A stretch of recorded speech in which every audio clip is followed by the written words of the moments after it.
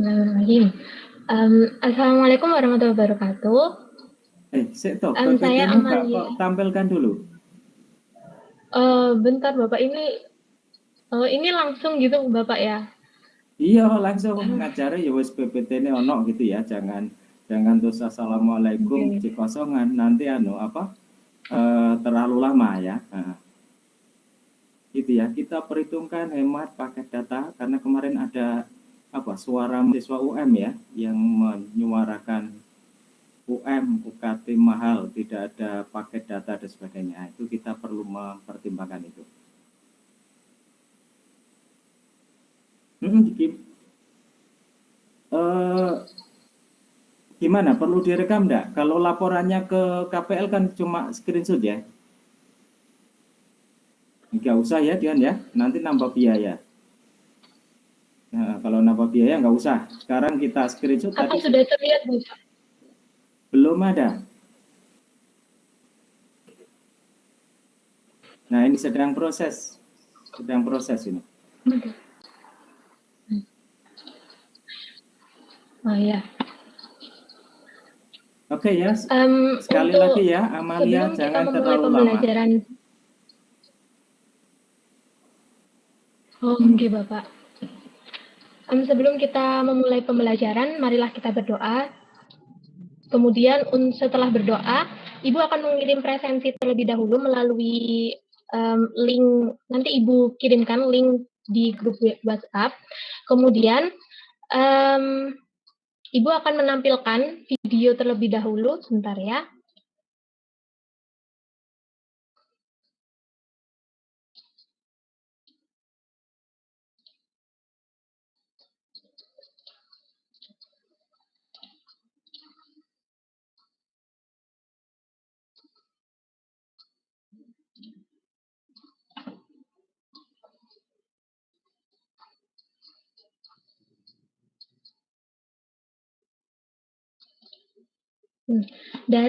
Apakah sudah terlihat untuk videonya?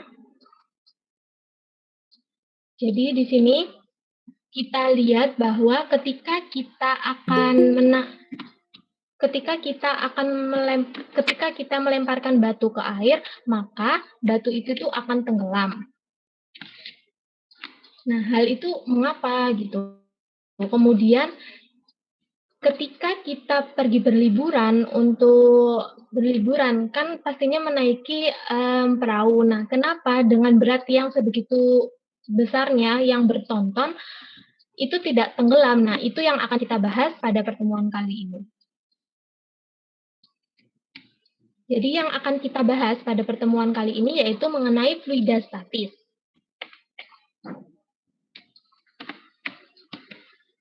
Topik yang akan kita bahas yaitu yang pertama hukum Archimedes, kemudian meniskus, dan kompetensi dasarnya ini ada KD 3.3 yaitu menerapkan hukum-hukum fluida statis dalam kehidupan sehari-hari. Kemudian 4.3 merencanakan dan melakukan percobaan yang memanfaatkan sifat-sifat fluida statis. Kemudian ini untuk tujuan pembelajarannya bisa dibaca satu persatu. Nih ya. Pada tujuan ini nanti siswanya yang membaca. Kemudian untuk hukum Archimedesnya,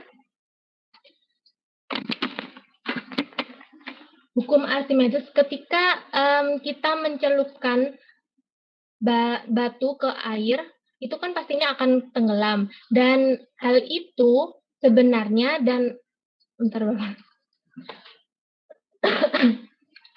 ketika kita mengangkat batu di udara dengan di air, pastinya kan kita akan merasa lebih ringan ketika kita mengangkat batu di air. Nah, itu mengapa? Nah, hal itu yang akan kita bahas. Hal itu yang disebabkan karena adanya gaya apung pada proses tersebut. Massa fluida yang dipindahkan adalah M sama dengan Rho per V. Dapat dituliskan untuk gaya apung itu dirumuskan sama dengan M dikali K. Mk itu merupakan berat dari fluida yang dipindahkan. Tekanan itu akan semakin bertambah seiring dengan bertambahnya kedalaman. Kemudian untuk apung sendiri itu sifatnya itu selalu ke atas. Jika kita itu next ya, untuk bunyi hukum Archimedes itu sendiri, yaitu suatu benda yang dicelupkan sebagian atau seluruhnya ke dalam zat cair akan mengalami gaya apung yang besarnya itu sama dengan berat yang dipindahkan oleh benda tersebut. Untuk perumusan dari bunyi hukum Archimedes ada ini Rho GP. Nah, untuk Rho ini merupakan massa jenis dari zat cair dan G itu merupakan percepatan gravitasi dan V itu merupakan volume benda yang dicelupkan dalam zat cair. Jadi ada beberapa keadaan yang diakibatkan oleh gaya Archimedes. Ada yang tahu? Ada 3 keadaan ya. Untuk yang pertama ini keadaannya seperti apa, yang kedua seperti apa, dan yang ketiga ini keadaannya seperti apa. Ada yang bisa menyebutkan? Nah, untuk keadaan yang pertama itu adalah mengapung, dan yang kedua itu melayang, sedangkan yang ketiga itu tenggelam. Nah, untuk mengapung ini memiliki syarat, yaitu massa jenis dari fluida itu lebih besar daripada massa jenis dari benda. Sedangkan untuk keadaan yang kedua, yaitu melayang, mempunyai syarat, yaitu massa jenis fluidanya itu sama dengan massa jenis bendanya. Sedangkan untuk yang keadaan tenggelam memiliki syarat jika massa jenis fluidanya itu lebih kecil daripada massa jenis bendanya. Nah, kemudian untuk aplikasi hukum Archimedes, ada beberapa aplikasi. Yang pertama itu adalah kapal laut. Nah, prinsip dari kapal laut ini itu tentunya prinsip hukum Archimedes, yaitu berat dari air laut yang dipindahkan oleh bagian yang tercelup itu sama dengan berat kapal dan muatannya. Kemudian untuk galangan kapal. Jadi galangan kapal ini digunakan untuk memperbaiki kapal. Kemudian hidrometer merupakan alat ukur yang digunakan untuk mengukur massa jenis dari cairan.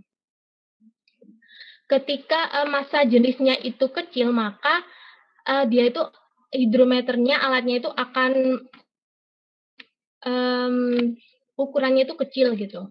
Kemudian untuk balon udara ini, balon udara itu prinsipnya itu akan naik jika berat udara yang dipindahkan itu lebih besar daripada berat dari balon dan isinya.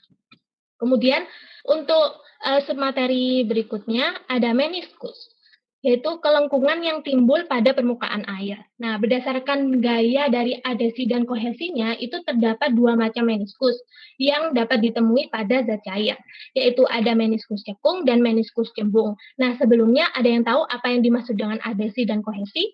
Untuk adhesi, itu adalah gaya tarik-menarik antara molekul yang berbeda. Kemudian untuk kohesi itu sejenis, molekulnya itu sejenis. Untuk meniskus cekung itu syaratnya jika gaya adhesi itu lebih besar. Jadi gaya tarik-menarik antar molekul yang beda jenis itu lebih besar daripada gaya kohesinya. Jadi ini cairan yang besar itu cairan dengan kacanya. Dan itu terjadi pada air. Untuk yang cembung, jika gaya adhesinya itu lebih kecil daripada gaya kohesinya. Kemudian untuk video demonstrasinya,